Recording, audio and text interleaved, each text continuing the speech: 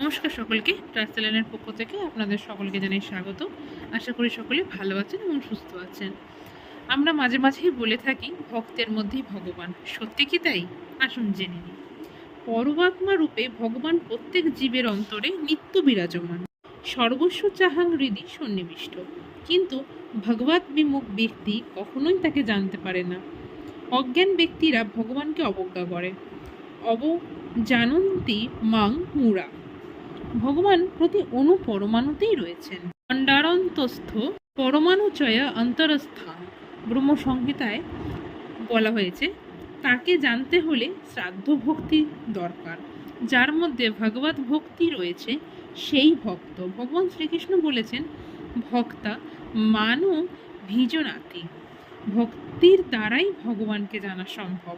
শ্রী ভগবদ্গীতায় ভগবানের উক্তি, সাধু হৃদয়াং মাহাং সাধুনাং হৃদয়াং তাহাম মাদনাথ তে ন জানস্তি নাহাং তেভ্য মানাগপি।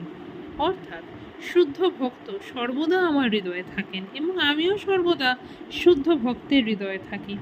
ভক্তরা আমাকে ছাড়া অন্য কাউকে জানে না, আমিও ভক্তদের ছাড়া অন্যথা কিছু জানি না। ভগবান সর্বদা ভক্ত বৎসল। ভক্ত সর্বদা ভগবানের নাম কীর্তন, মহিমা প্রচার, স্তবস্তুতি করে থাকেন।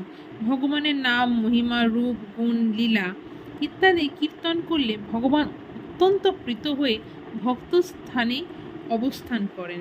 শ্রী নারদ মুনিকে ভগবান বলেছেন, নাহং তিষ্ঠামি বৈকুণ্ঠে যোগিনাং হৃদয়সু বা ভক্তং যত্র গায়ন্তি তত্র তিষ্ঠামি নারদ।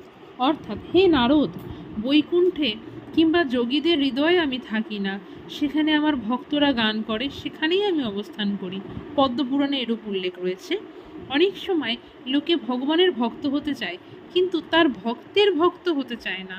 কিন্তু ভক্তরূপে ভগবান শ্রীকৃষ্ণ চৈতন্য মহাপ্রভু নিজের পরিচয় জ্ঞাপন করেছেন যে তিনি হচ্ছেন গোপীরভূত পদ কমল দার্শদা সানুদাস্য। অর্থাৎ ভগবানের ভক্তের দাসানুদাস।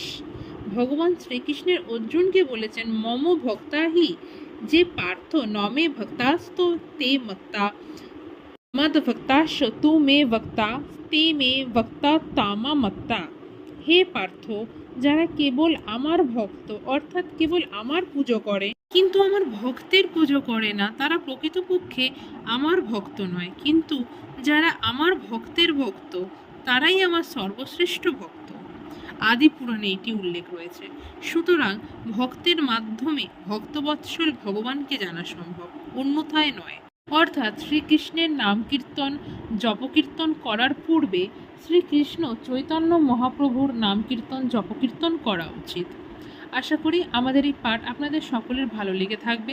আমাদের এই পাঠ ভালো লেগে থাকলে আমাদের চ্যানেলটি লাইক এবং সাবস্ক্রাইব করতে ভুলবেন না। আমাদের চ্যানেলটি ভালো লেগে থাকলে লাইক এবং সাবস্ক্রাইব করতে ভুলবেন না এবং সকলের মাঝে শ্রীকৃষ্ণের ভাবধারা ছড়িয়ে দিতে ভুলবেন না। হরে কৃষ্ণ কৃষ্ণ কৃষ্ণ হরে হরে, হরে রাম রাম রাম রাম হরে হরে। জয় গোবিন্দ। রাধে রাধে।